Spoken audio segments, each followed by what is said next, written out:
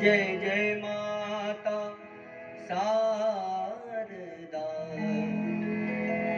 जय जय भारत देश।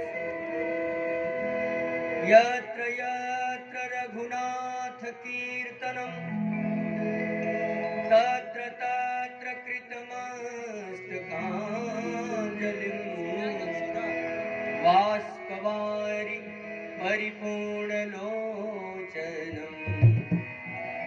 मारुतिं नमत राक्षसान्तकम्।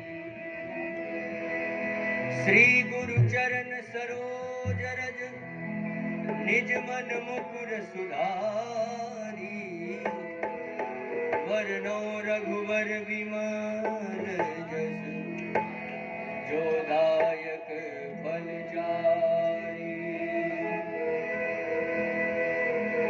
लेत सदा सुधि दीन की,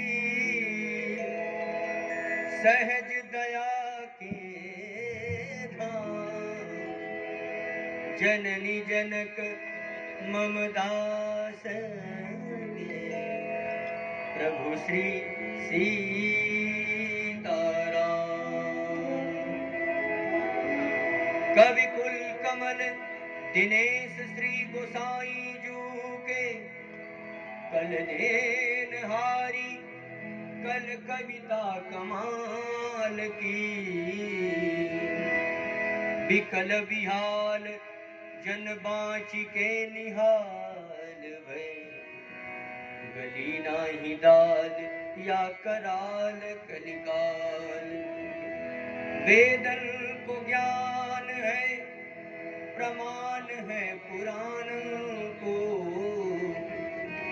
ग्रंथ में राजेश राजे राम नाम मान। ठोकी ठोकी ताल कहते कूदे अभिमानी, किंतु काहू ने न पाई थाह तुलसी के ताल की। काहू ने न पाई थाह तुलसी के ताल की।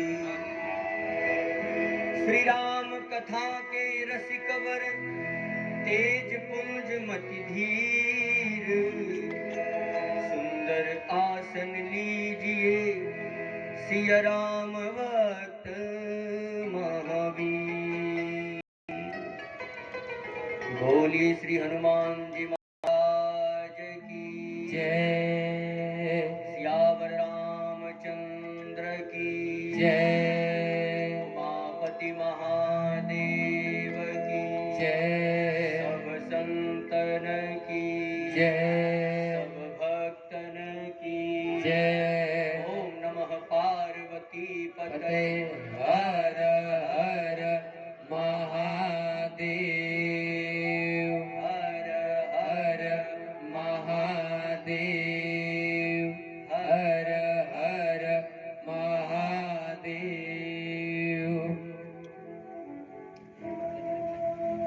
परिपूर्ण परात्पर परब्रह्म, अखंड मंडलाकार जगत नियंता जगदाधार, अकारण करुणावरुणालय, सर्वज्ञ सर्वेश्वर लीलाधारी लीला बिहारी, पवित्राधिपति पूतः शिरोमणि पाप विनाशक प्रेम प्रदायक, परम पूजनीय अर्चनीय वंदनीय प्रातः स्मरणीय भक्त वत्सल कौशल्यानंद वर्धन भगवान श्री राम के कमलवत चरण में इस अबोध बालक का कोटिशः नमन वंदन अभिनंदन स्वीकार हो। पराम्बा भगवती जगत जननी त्रिपुर सुंदरी जनक नंदिनी जनक दुलारी वैदेही मां सीता के चरणों में इस अबोध बालक का कोटिशः नमन वंदन अभिनंदन स्वीकार हो। अनाथों के नाथ, दीनों के नाथ, भूतों के नाथ बाबा विश्वनाथ महादेव के श्री चरणों में इस अबोध बालक का कोटिशः नमन वंदन अभिनंदन स्वीकार हो। रुद्रागढ़ी विश्वमंदागढ़ी कामजेतागढ़ी वानराकार विग्रह अनंत बलवंत परम संत श्री हनुमंत लाल जी महाराज के स्तुत्य चरण, कवि कुल कुमुद दिवाकर कविता कानन केसरी कलिपावना अवतार ब्राह्मण कुल भूषण हिंदुओं के नाज ब्राह्मणों के सरताज श्री गोस्वामी तुलसीदास जी महाराज के स्तुत्य चरण, साथ ही साथ उपस्थित सभी श्रोता बंधु, माताओं एवं बहनों, आप सबके मंगलमय जीवन की कामना करते हुए मंच पे मंचासीन आदरणीय शशि भूषण पांडे जी, जिनके अथक प्रयास से यह दिव्य नव्य सुंदर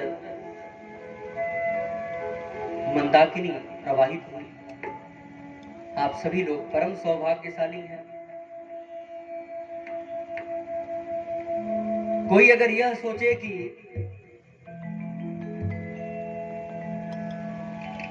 बहुत ज्यादा धन इकट्ठा करके हम यज्ञ अनुष्ठान करवा सके, तो महाराज ये संभव नहीं। ये जब कई जन्म के पुण्य का उदय होता है तब ऐसी भावना मन में आती है, ये पैसे से नहीं होता है। क्या इस क्षेत्र में पैसे वालों की कमी है? एक से एक धुरंधर है, लेकिन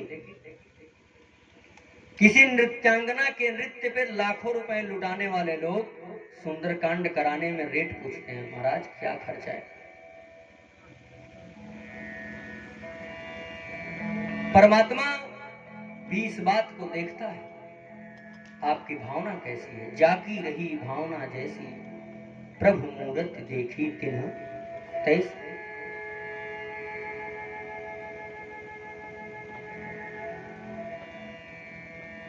मंच पे मंचासीन हमारा छोटा अनुज आशीष पांडे, जो नाल का बहुत ही धुरंधर वादक है, अभी आपके समक्ष इसका वादन आपको दिखे। ये शाम को हमको फोन किया, महाराज जी हम कथा में एक दिन आना चाहते हैं। हम बोले बिल्कुल आओ। सामवेद की कला में पारंगत है, जिसकी कला आजमगढ़ नहीं, उत्तर प्रदेश नहीं, बल्कि पूरे देश में लोग जानते हैं। मुंबई तक ये प्रोग्राम करता है। इसके लिए एक बार जोरदार ताली से स्वागत चाहेंगे। और साथ ही साथ आर्गन पे संगत कर रहे अवधेश मौर्य जी, जो मध्य प्रदेश की धरती से आए हैं।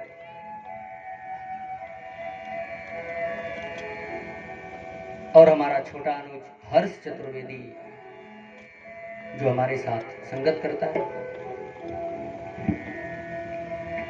आप सबके अथक प्रयास से ये श्री राम कथा रूपी मंदाकिनी प्रवाहित हुई। सबके लिए बहुत बहुत आभार।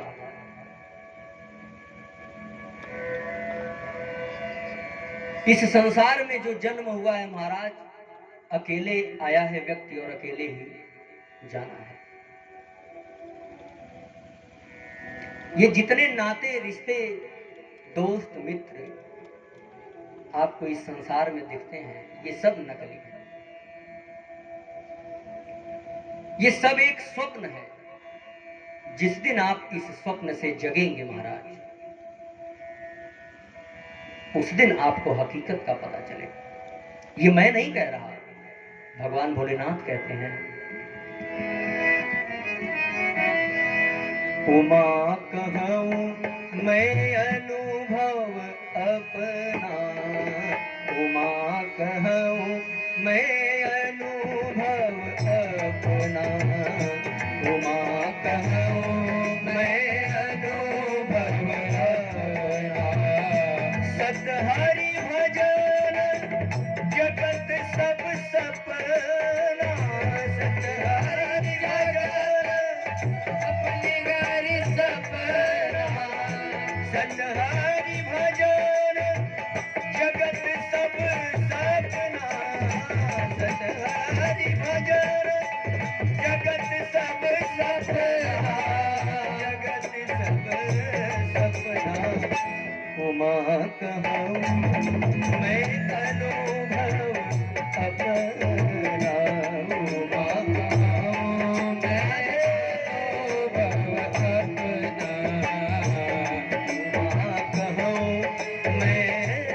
अनुभव अपना, उमा कहूँ मैं अनुभव अपना, सत हरि भजन जगत सब सपना।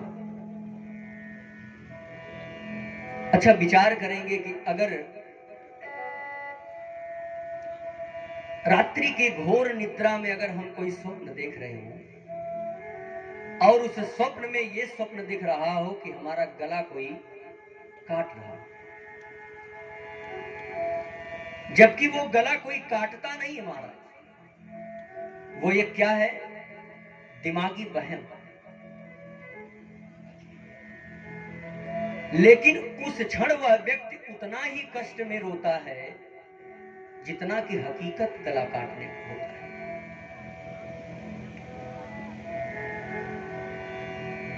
इसको भी तुलसीदास जी ने लिखा कि जो सपने सिर काटे कोई, जो सपने सिर काटे कोई, तो बिनु जागे न दूर दुख होई। अगर किसी व्यक्ति का गला स्वप्न में काटा जा रहा हो तो वह व्यक्ति जब तक नींद से जगेगा नहीं महाराज, तब तक वह पीड़ा का अनुभव करेगा। और आप विचार करें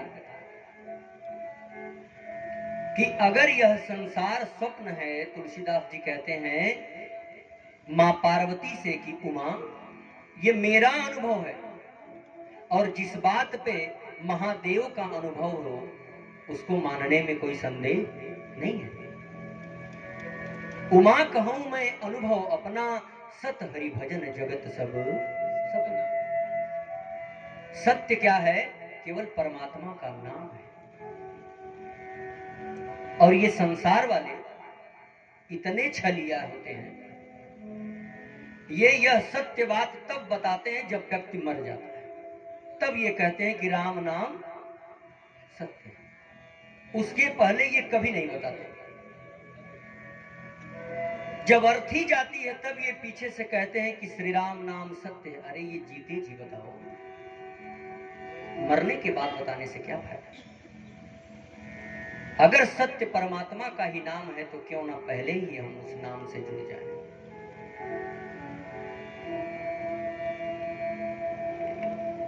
क्योंकि वहां अंत समय में कोई आपके साथ जाने वाला नहीं है।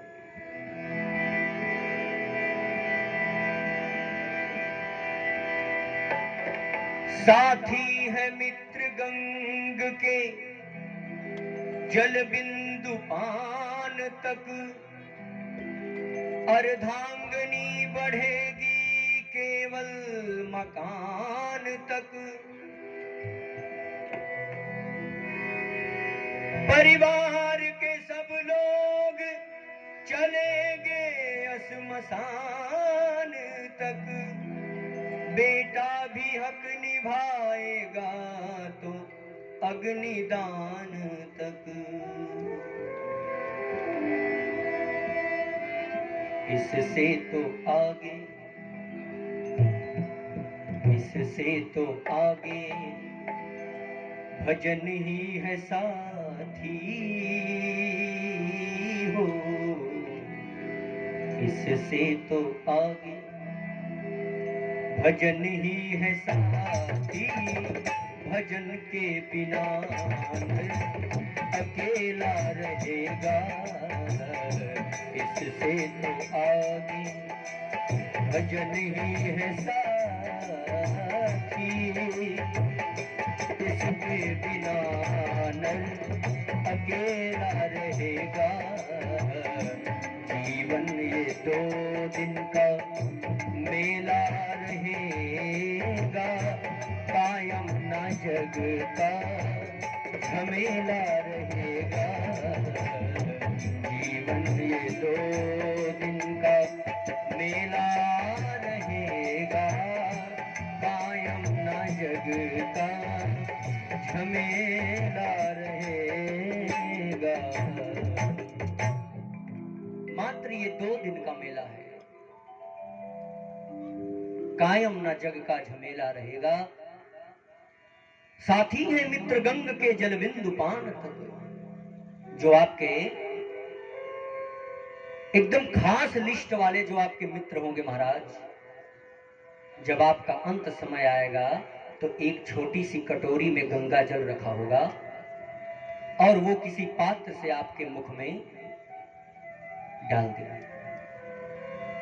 बस उनका रिश्ता आपके जीवन से वहीं तक है। साथी है मित्र गंग के जल बिंदु पान तब। जब तक गंगा जल का जब तक आपको पान कराया जाएगा तब तक उनका साथ आप तक है। अर्धांगनी बढ़ेगी केवल मकान तक। जो आपकी अर्धांगनी है, जो आपकी पत्नी है, आपके शव यात्रा में वो भी मकान तक ही रह जाएगी, क्योंकि सीमाओं में बंधी है। ये संसार एक जंजीर है जो सबको बांध के रखता है। मर्यादा है महाराज, नहीं जा सकती आगे। साथी है मित्र गंग के जल बिंदु पान तक। अर्धांगनी बढ़ेगी केवल मकान तक।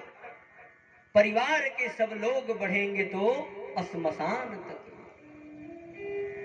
बेटा भी हक निभाएगा तो अग्निदान तक। अब इससे आगे बताओ कौन जाएगा? जिस दिन तुम्हारी चिता सजी होगी, तुम्हारा बेटा आग लगा देगा, उसके बाद इस संसार में पूछ लेना कि मेरे साथ चलोगे। ये ताल ठोकने वाले तुम्हारे नात रिश्तेदार दोस्त सब पीछे हट जाएंगे। वो ऐसा समय होता है जब केवल वो परम पिता परमात्मा साथ देता है, और वो साथ तब देगा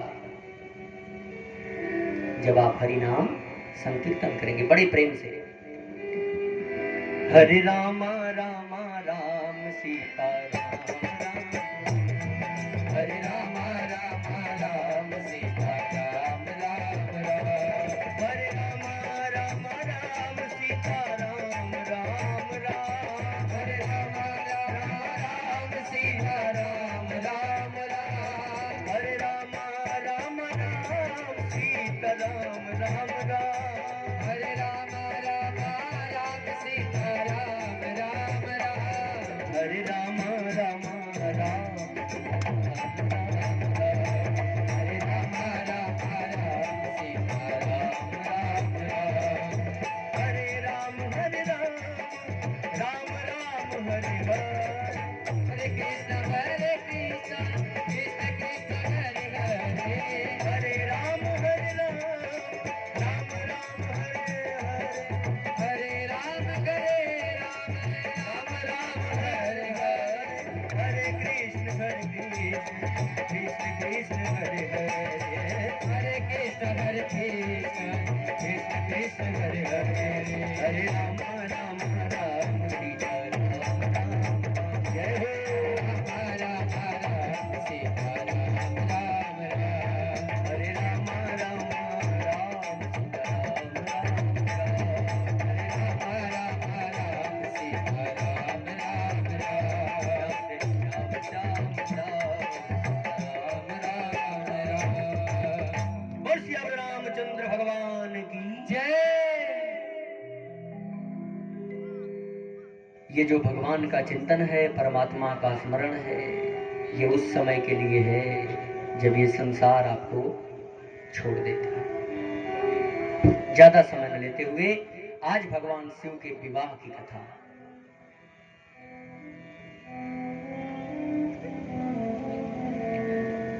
देखिए, आपके बीच परम आदरणीय प्रशंसनीय प्रधान पद के प्रत्याशी श्री लक्ष्मण यादव के भाई मोहन यादव के द्वारा 101 रुपए का पुरस्कार है, सहयोग है यज्ञ भगवान में। जोरदार ताली से आपका स्वागत करते हैं।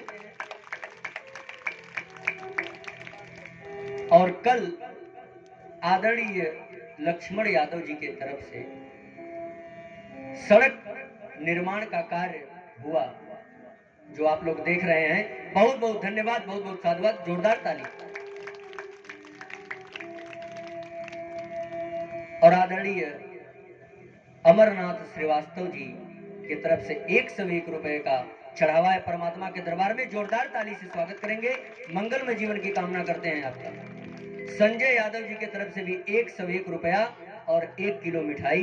मंगलमय जीवन की कामना करते हैं आपके पूरे परिवार में भगवान राम की सदैव कृपा बनी रहे। आइए इसी के साथ भगवान भोलेनाथ के विवाह में चलते हैं।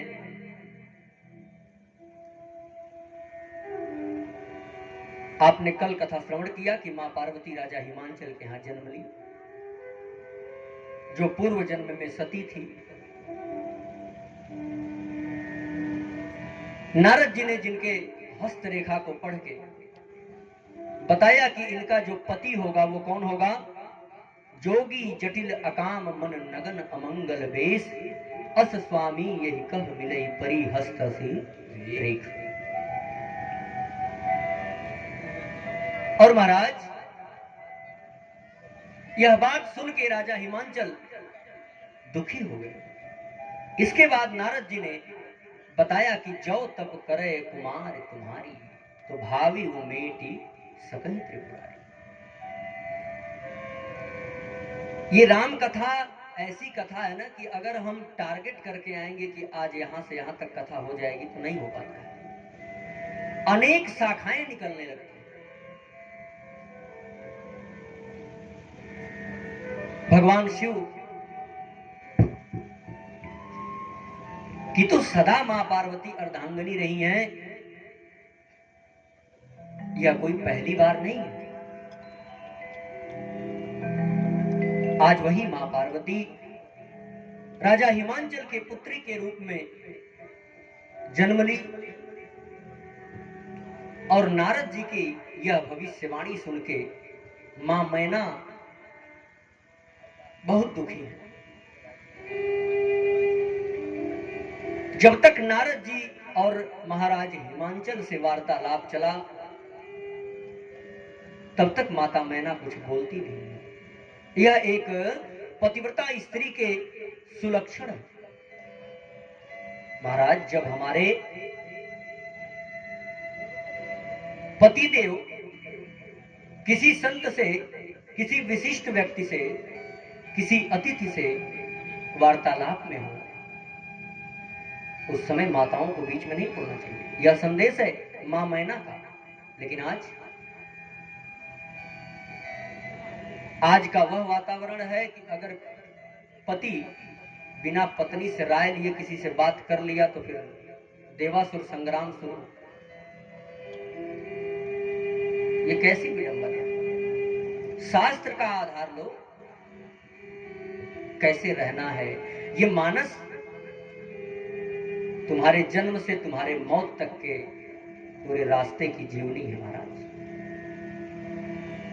अगर इस मानस का सहारा ले लोगे,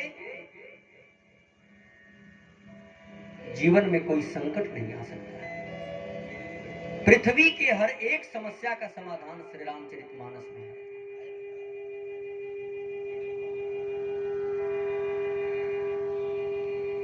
मां मैना दुखी है और कहती है,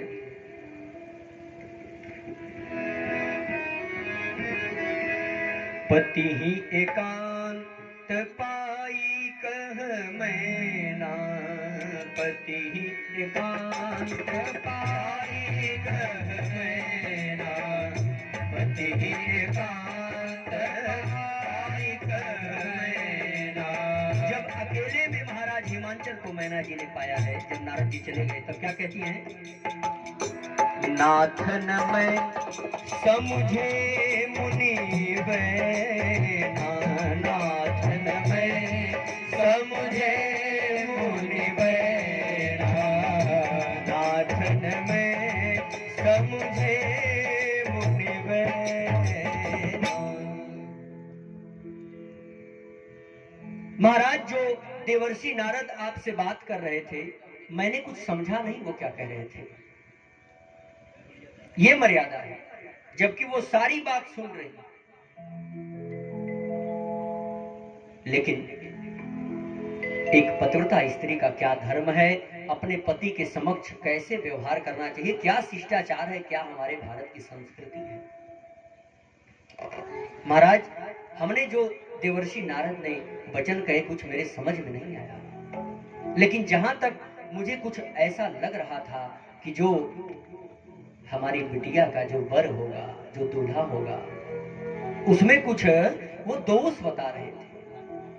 और देखिए महाराज, मैं सारी बात तो सहन कर सकती हूँ, लेकिन मेरे बिटिया के विवाह में किसी प्रकार का कोई समझौता मैं करने वाली नहीं। माता मैना के क्या विचार हैं और वो क्या क्या चाहती हैं, वो राजा हिमांचल से कहती है। जो घर बर कुल होई अनूपा, जो घर बर कुल होई अनूपा, जो घर बर कुल होई अनूपा, घर बर कुल होई अनूपा, करहु विवाह सुता अनुरूपा, जो घर बर कुल होई अनूपा, करहु विवाह सुता अनुरूपा।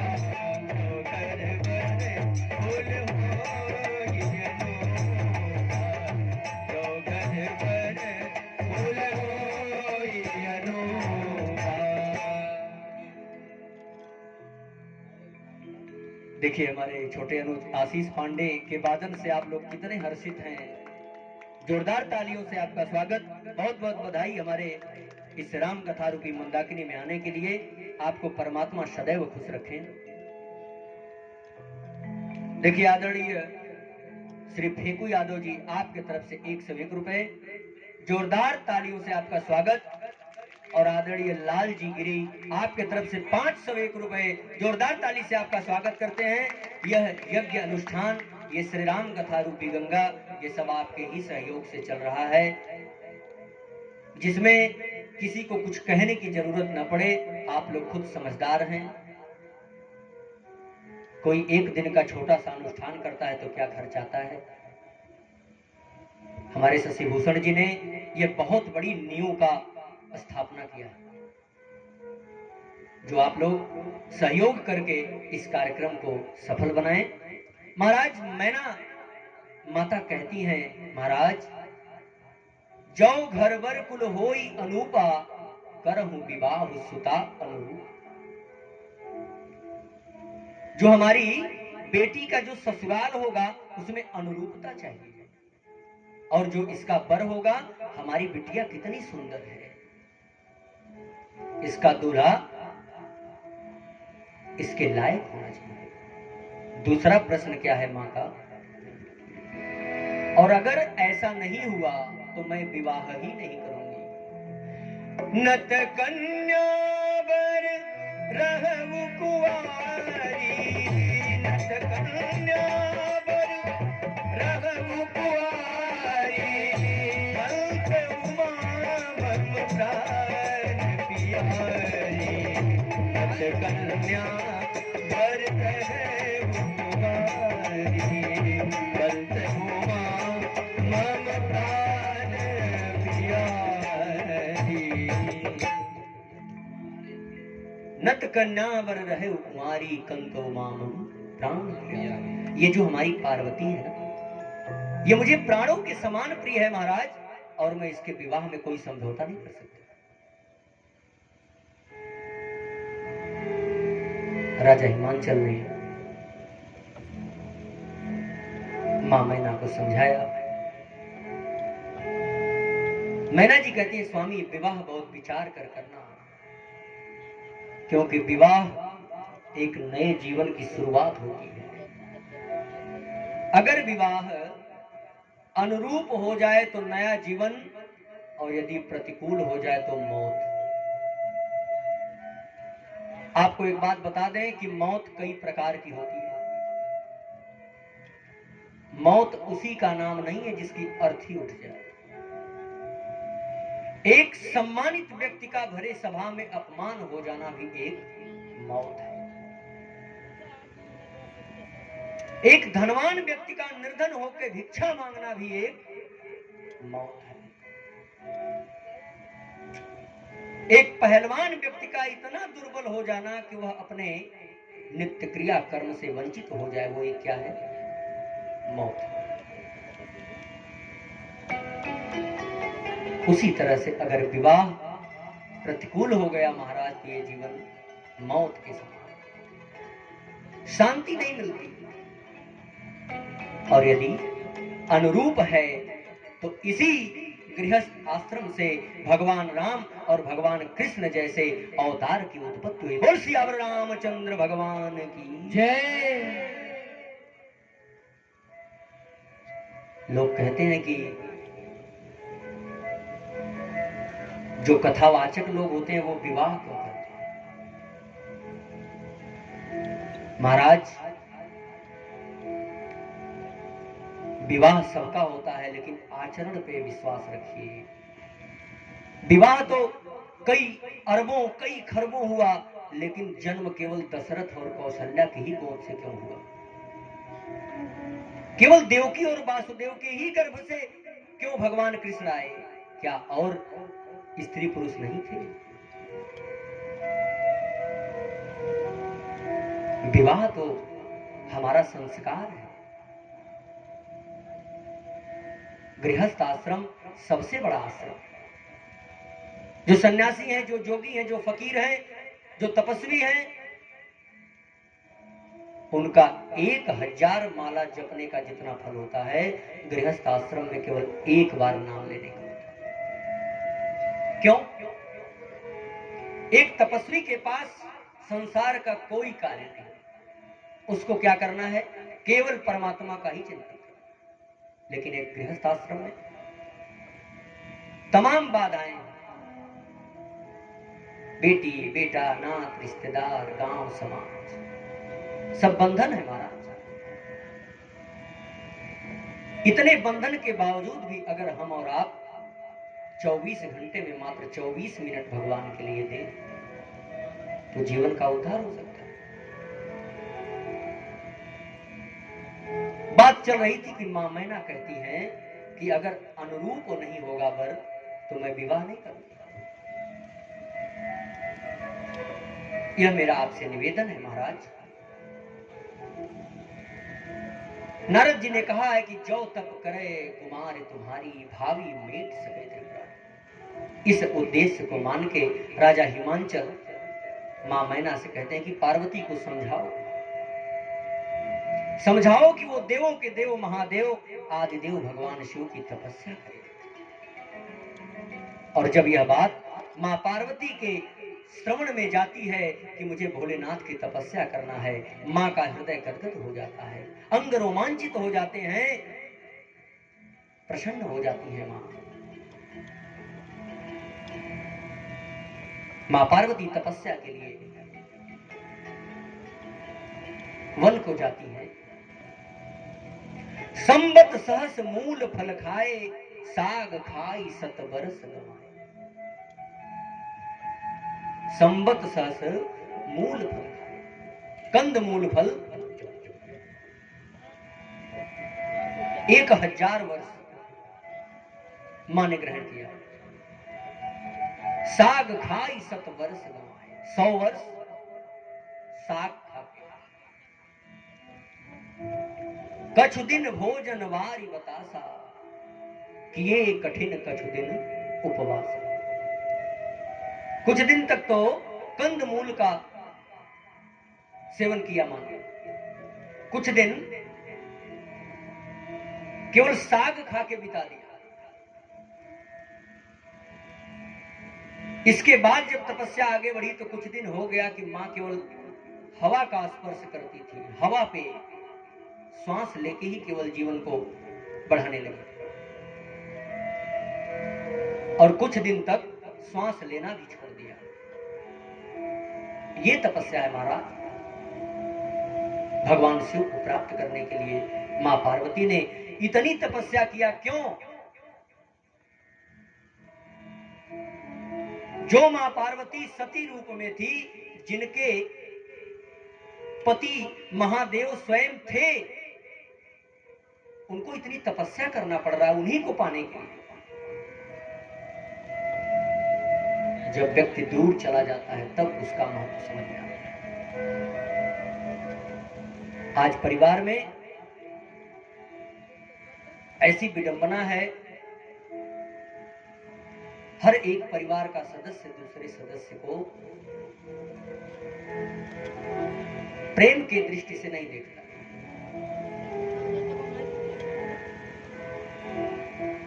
ऐसा नहीं होना चाहिए। और आज मां पार्वती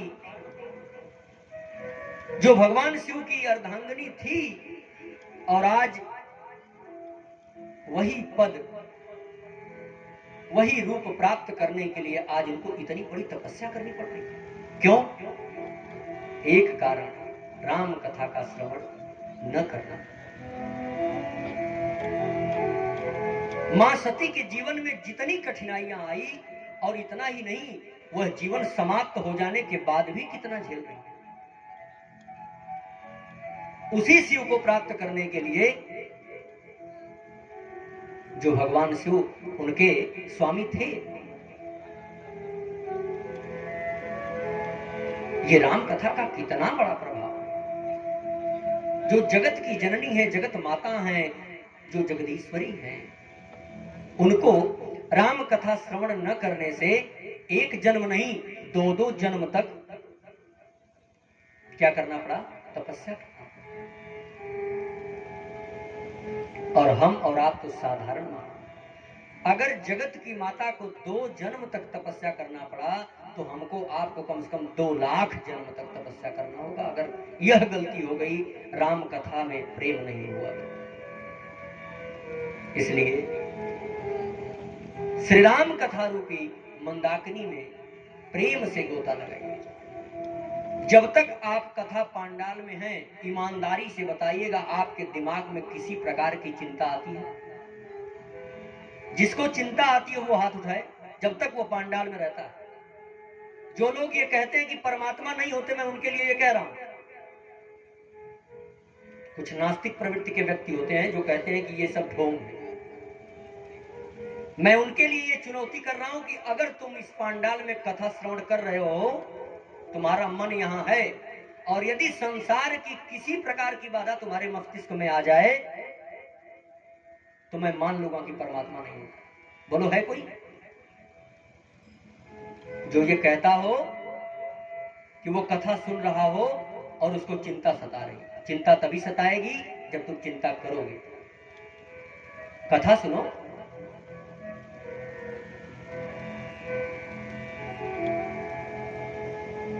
महाराज मां पार्वती तपस्या करने लगी। तपस्या अपने चरम सीमा पर पहुंच गई। भगवान शिव को यह बात पता चल गई कि मां पार्वती तपस्या कर रही है मुझे पति रूप में प्राप्त करने के लिए।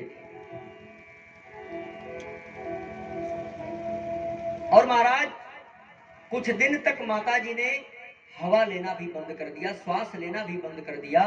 बेल पात मह परई सुखाई, 3 सहस संवत सोई खाई। बेल के पत्ते को भी कुछ दिन तक आहार रूप में लिया, और इसके बाद पुनि परिहरे सुखाने परना, उमहि नाम तब भयऊ अपर्णा। कुछ दिन के बाद उस बेल के जो सूखे पत्ते को मां ले रही थी, उसका भी परित्याग कर दिया। तब से उनका एक और नाम क्या हो गया? अपर्णा। और यह बात, इस घोर तपस्या की जब सूचना भगवान भोलेनाथ तक पहुंचती है,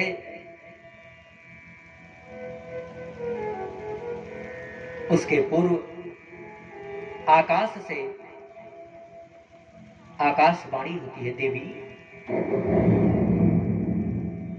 शरीर अत्यंत दुर्बल हो गया है मां का, और आकाशवाणी के माध्यम से यह सूचना मिलती है कि देवी अब आपको जल्द ही भगवान शिव पति रूप में प्राप्त होंगे। और अब आपके पिताजी जब बुलाने आ जाएं तो यह हठ, यह तपस्या त्याग कर घर चली जाना। लेकिन उसके पूर्व जब तक मां घर जाती, भगवान भोलेनाथ ने सप्तऋषि लोगों को परीक्षा लेने के लिए भेज दिया। अब देखिए, बड़ा ही सुंदर विचार तुलसीदास जी ने दिया यहां। जब सती रूप में थी मां पार्वती तो किसकी परीक्षा ली? बताओ, कथा सुन रहे थे ना, राम जी की। सती रूप में राम की परीक्षा ली है और आज पार्वती रूप में उनकी खुद परीक्षा लिया जा रहा है। इसीलिए तो कहते हैं इस मानव शरीर में जो दोगे वही आपको मिलता है। परीक्षा ली है तो भगवान भोलेनाथ कहते हैं कि जिस कारण से मैं तुम्हारा परित्याग किया था, पहले तुम अब उस परीक्षा को पास करो। महाराज, सप्तऋषि लोग परीक्षा लेने आए। मां पार्वती से क्या कहते हैं? देवी, यह ज्ञान आपको कौन दे दिया है जो आपने भगवान भोलेनाथ को पति रूप में प्राप्त करने के लिए ये तपस्या करने लगी? ये किसका मंत्र है? मां पार्वती कहती हैं, देवर्षि, सप्तऋषिगण, यह हमारे गुरुदेव देवर्षि नारद जी के मंत्र हैं। सप्तऋषि लोग कहते हो, जब ये नारद जी का ही मंत्र है तो नारद जी का मंत्र जिसने लिया उसका घर बचा ही कहां?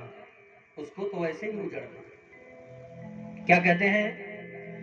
नारद सिख जे सुनहि नर नारी, नारद सिख जे सुनहि नर नारी, नारद सिख जे सुनहि नर नारी, नारद सिख जे सुनहि नर नारी, अवसि होहि तजी भवन भिखारी, नारद सिख जे सुनहि नर नारी, नारद सिख जे सुनहि नर नारी, नारद सिख जे सुनहि नर नारी, अवसि होहि तज भवन भिखारी। महाराज, अच्छे मकान में रहने वाला व्यक्ति भिखारी हो जाता है जो नारद जी की बात सुनता है। ये कौन कह रहे हैं? सप्तऋषि लोग मां पार्वती से कि अरे, आपने उसी नारद के बात को मान लिया और आपने एक बार विचार नहीं किया कि आप महादेव को कभी पति रूप में प्राप्त कर सकती हैं। और क्या कहते हैं? अच्छा ये बताओ देवी कि महादेव में आपको दिखा क्या जो आप उनसे विवाह करना चाहते हैं? ध्यान देंगे, कितनी जटिल परीक्षा है मां पार्वती। स्वयं सप्तऋषि लोग कहते हैं मां से कि महादेव अवगुण भवन। अरे देवी, आप उससे विवाह करना चाहती हैं जो अवगुणों का भंडार है, जिसके पास कोई गुण है ही नहीं। अरे आपको विवाह करना है तो उससे करिए ना जो गुणों का भंडार है। क्या कहते हैं? महादेव अवगुण भवन,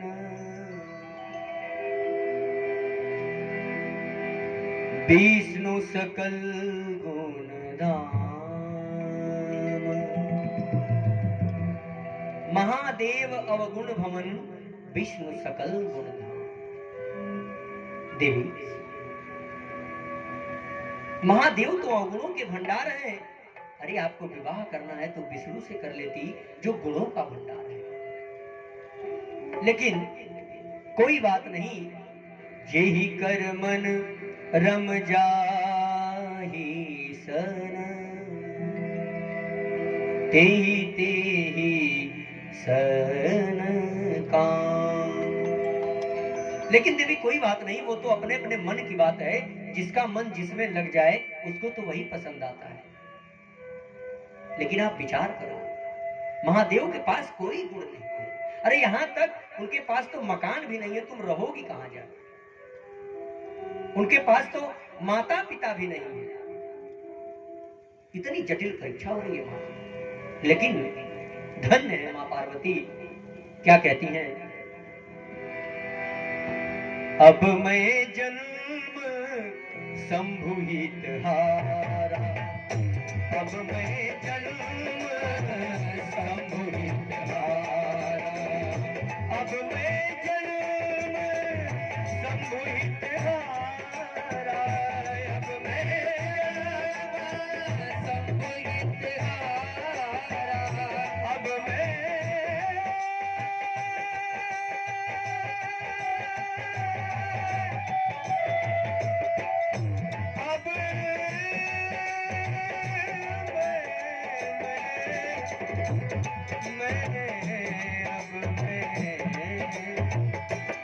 मैं संभुहित हारा, ओ गुण दूषण करे बिचारा, ओ गुण दूषण करे बिचारा। महाराज, अब मैं यह जन्म भगवान शिव के लिए न्यौछावर कर चुकी हूं। अब गुण और दोष का विचार करने का कोई मतलब नहीं। अब तो ये जीवन में हार चुकी हूं, ये जीवन है तेरे हवाले।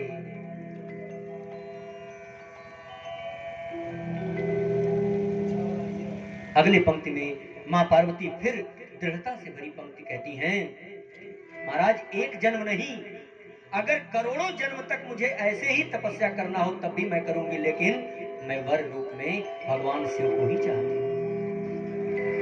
जन्म कोटि लगी रगरी हमारी, जन्म कोटि लगी रगरी हमारी, परम संभूनत रह कुंवारी, परम संभूनत रह कुंवारी, परम संभूनत रह कुंवारी। और ये जो हमको हमारे गुरुदेव नारद जी ने उपदेश दिया है, अब मैं उसका त्याग नहीं कर सकती। तजऊन नारद कर उपदेश, तजऊन नारद कर उपदेश। और इतना नहीं, सप्त ऋषियों से कहती है कि आप नहीं, अगर इसी बात को 100 बार आपके भगवान शिव भी कहें कि तुम तपस्या मत करो, मैं तुम्हें पति रूप में नहीं मिलूंगा, तब भी मैं नहीं मानने वाली। क्या कहती है? तजऊन नारद कर उपदेश, तजऊन नारद कर उपदेश, आप कहे सत बार महेशु, आप कहे सत बार महेशु। ये आप नहीं, अगर 100 बार महादेव भी आके कहें तो मैं ये प्रतिज्ञा तोड़ने वाली नहीं। जन्म कोटि लगी रगरी हमारी, बरऊ शंभु नत रहूं कुंवारी, करोड़ों जन्म तक मैं तपस्या करूंगी, लेकिन मैं वर रूप में भगवान शिव को ही प्राप्त करूंगी। जब यह भाव देखे हैं सप्तऋषि लोग, हे मां आपकी जय हो, जय जयकार किए हैं। देख प्रेम बोले मुनि ज्ञानी, जय जय जगदम्बिके भवानी। हे माता आपकी जय हो, तुम माया भगवान शिव सकल जगत पितु मातु, नाई चरण सिर मुनि चले पुनि पुनि हर सतगा। हे मां, आप और भगवान शिव तो पूरे जगत के माता पिता हैं। आप तो सदा सदा भगवान शिव की अर्धांगिनी हैं। हे मां, आपके चरणों में बारंबार प्रणाम। क्या समता है, जरा विचार करिए। सेम घटना, वही घटना जो मां सती के जीवन में हुई है, आज वही घटना मां पार्वती के जीवन में हो रही है। जब मां सती भगवान राम की परीक्षा लेने गई थी तो बताओ प्रणाम कौन किया था? भगवान राम प्रणाम किए थे। और आज मां सती को पार्वती रूप में आने के बाद देवर्षि लोग प्रणाम कर रहे हैं। क्यों? क्योंकि अब भगवान शिव की कृपा मिल गई है, आकाशवाणी हो गई है, देवी अब आपको भगवान शिव मिलेंगे। इसी बात को तो तुलसीदास जी ने लिखा है। राम जी स्वयं कहते हैं कि भगवान शिव का जो द्रोही है, जो भगवान शिव से प्रेम नहीं करता, वो मुझे कभी जीवन में प्राप्त नहीं कर सकता है। शिव द्रोही मम दास कहावा, सो नर मोहि सपने नहीं पावा। स्वप्न में भी वो मुझे नहीं प्राप्त हो सकता जो भगवान शिव का द्रोही है।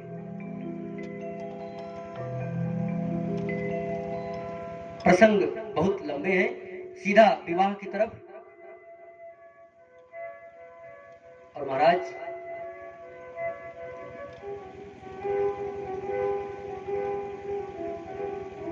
इधर सप्तऋषि लोग परीक्षा लेके भगवान शिव तक यह बात पहुंचाते हैं।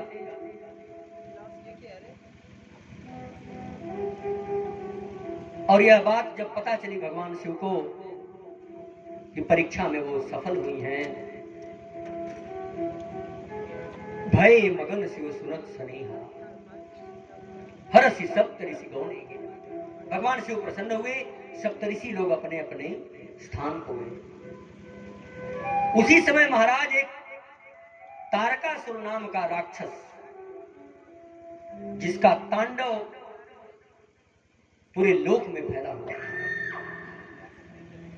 तारकासुर का प्रचंड तांडव चल रहा था, किसी को वो शांति से रहने नहीं देता था। सभी देवतागण उससे परेशान थे। महाराज यहां तक कि भगवान शिव भी उसे परास्त नहीं कर सकते थे। उसे वरदान था, जब भी तुम्हारी मृत्यु होगी तो भगवान शिव के शरीर से उत्पन्न जो पुत्र होगा वही तुम्हारा वध करेगा। आज विडंबना देखिए कि तारकासुर का जो तांडव है वो पूरे लोक में फैला हुआ है और भगवान शिव अभी अविवाहित है। इतनी बड़ी घोर समस्या थी देवलोक में। सब लोग ब्रह्मा जी के पास गए। ब्रह्मा जी से पूछा इस समस्या का क्या निवारण है। ब्रह्मा जी ने बताया है कि जब तक भगवान शिव के शरीर से उत्पन्न पुत्र रत्न की प्राप्ति नहीं होगी तब तक इस तारकासुर का वध करने वाला कोई और नहीं है। और उसी समय भगवान शिव की समाधि लग जाती है। भगवान भोलेनाथ एक क्षण भी भगवान राम के नाम के बिना नहीं रहते हैं। एक पल भी वह राम नाम संकीर्तन से दूर नहीं होते और थोड़ा सा समय मिला कि समाधि लग जाती। घोर समाधि में महादेव डूब गए। इधर तारकासुर का तांडव फैला हुआ है, उधर मां पार्वती से विवाह करने की तैयारी कर रहे हैं देवता। लेकिन कैसे तैयारी करें? भगवान शिव तो समाधि में लीन है, विवाह होगा किसका? उसके लिए कामदेव को भेजा जाता है। आज कामदेव कहता है लगता है कि अब मेरे जीवन का अंत होने वाला है। क्यों? क्योंकि मैं महादेव के सम्मुख जाके और उनकी तपस्या को भंग करके मैं जीवित कैसे रह सकता हूं? लेकिन कामदेव का क्या विचार है? यह विचार पूरे मानव को रखना चाहिए। कामदेव ने इस विचार से पूरे संसार को संदेश दिया है। क्या?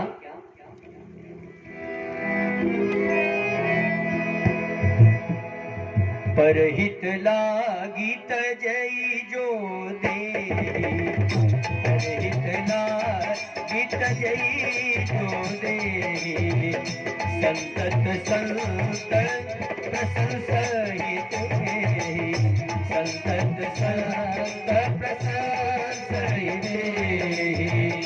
तब आपन प्रभाव विस्तारा तब आपन प्रभाव विस्तारा निज बस की सकल संसार निज बस की सकल संसार।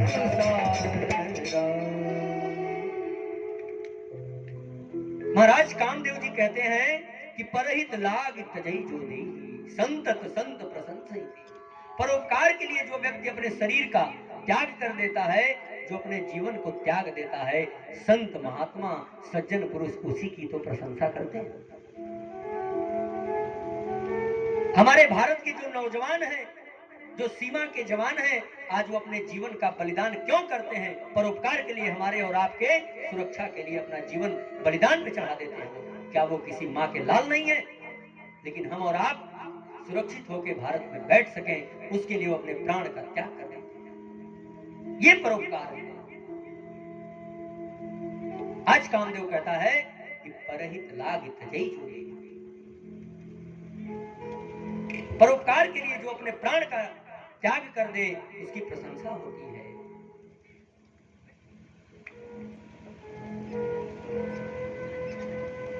महाराज जटायु का नाम क्यों अमर हो गया? गिद्ध तो करोड़ों थे, मां सीता की लज्जा बचाने के लिए, मां सीता को बचाने के लिए उन्होंने अपने प्राण को त्याग किया।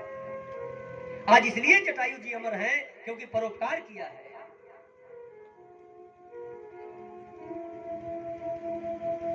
परोपकार करिए, परहित सरिस धर्म नहीं भाई। अगर धर्म की बात करना है, परोपकार करो। अरे अपने लिए तो कुत्ते भी जीते हैं। मनुष्य हो, दूसरों के लिए जियो। कुत्ते से एक गुण सीखना चाहिए। आप सामान्य जीवन में विचार करिएगा कि अगर आप कभी कुत्ते को अपने हाथ से सम्मुख रोटी देते हो तो वो वही खाता है, और यदि ध्यान देना, कुत्ता अगर रोटी चुरा लिया हो तो वहां टिक नहीं सकता। ये प्रैक्टिकल बता रहा हूं, जो हकीकत है। अगर आपके घर से कुत्ता चोरी से रोटी निकाल लिया होगा तो वो आपके घर में टिकने वाला नहीं है, और अगर आप उसको अपने हाथ से रोटी देंगे तो जहां गिराएंगे वहां से एक कदम वो हटने वाला भी नहीं होगा। यह विचार मनुष्य के अंदर होना चाहिए। अपने कर्म का ज्ञान होता है कुत्ते को भी, लेकिन मनुष्य अपने कर्म का ज्ञान नहीं रखता। धरती के जितने पाप हैं वो करता जाता है और परमात्मा के मंदिर में कहता है, प्रभु मेरा कल्याण करो। इस कथा में आना तभी सार्थक है अगर तुम घर की बहू हो, तुम्हारे सास ससुर, तुम्हारे माँ बाप, तुम्हारे नात रिश्तेदार, तुमसे बड़े लोग तुम्हें आशीर्वाद देते हो, तब तो तुम्हारा जीवन सफल है। ये राम कथा तुम किसकी सुन रही हो? किसके सुन रहे हो? ये उस राम की कथा है जो प्रातः काल उठ के मातु पिता गुरु नाव। ये मर्यादा पुरुषोत्तम भगवान श्री राम का चरित्र है। पहले जीवन सुधार के इस कथा में आओ। एक बार की बात, एक व्यक्ति मां विंध्यवासिनी के दरबार में नारियल और चुनरी लेके चढ़ाने जा रहा था। रास्ते में एक फकीर मिल गया। उस फकीर से उस व्यक्ति ने पूछा, बाबा क्या मैं विंध्यवासिनी के दरबार में ये नारियल चढ़ाने जा रहा हूं, क्या मां की कृपा प्राप्त होगी? उस फकीर ने बड़ी सुंदर बात कहा, बेटा क्या जिस मां ने तुम्हें 9 महीने अपने गर्भ में रख के जन्म दिया, क्या उस मां से तुम्हारी बनती है? क्या वो मां तुम्हें आशीर्वाद देती है? वो व्यक्ति बोला, बाबा उस मां से तो 6 महीने से बोलचाल बंद है। उस फकीर ने कहा, बेटा जिस मां ने 9 महीने अपने गर्भ में रख के अनेक यातनाएं सह के तुम्हें जीवन दिया, अगर वो मां तुमसे खुश नहीं है तो मां विंध्यवासिनी के दरबार में नारियल नहीं अपनी खोपड़ी पटक दोगे, कोई फायदा नहीं होगा, कोई फायदा नहीं होगा। जिस माँ ने तुम्हें जन्म दिया है उस माँ के दर्जा कोई पूरा नहीं कर सकता। उस माँ का प्रेम प्राप्त करने के लिए भगवान राम को मानव शरीर प्राप्त करना पड़ा। माँ तो माँ होती है महाराज। आज कामदेव कहता है कि परोपकार करो, परहित सरिस धर्म नहीं भाई, पर पीड़ा श्रम नहीं कमाई। कामदेव ने भगवान शिव की तपस्या को भंग किया। प्रसंग बहुत लंबा हो जाएगा। तपस्या भंग होते ही कामदेव ने भगवान शिव के सम्मुख जैसे ही कामदेव दिखा है, भगवान शिव का तीसरा नेत्र खुला और कामदेव की नमो नमः। कामदेव जल के भस्म हो गया। और जब यह समाचार कामदेव की पत्नी रति को मिला, रति रोने लगी। महाराज, अब मेरा क्या होगा? मेरा अभी संसार में कौन है? मेरे पति को आपने भस्म कर दिया। भगवान शिव कहते हैं, रति चिंता मत करो। जब जदुवंश कृष्ण अवतार, जब जदुवंश कृष्ण अवतार, होई हर महामहिमारा, होई हर महामहिमारा। कृष्ण तने हो ही पति तोरा, कृष्ण तने हो ही पति तोरा, बचन अन्यथा होई न मोरा, बचन अन्यथा होई न मोरा। भगवान शिव के सम्मुख जब रति रोने लगी, महाराज अब मैं किसके भरोसे जीऊंगी? तो महाराज भगवान शिव ने कहा कि रति, जब यदुवंश कृष्ण अवतारा, जब यदुवंश में कृष्ण का अवतार होगा तो उन्हीं के पुत्र रूप में तुम्हारा पति जन्म लेगा। कृष्ण तनय होई पति तोरा।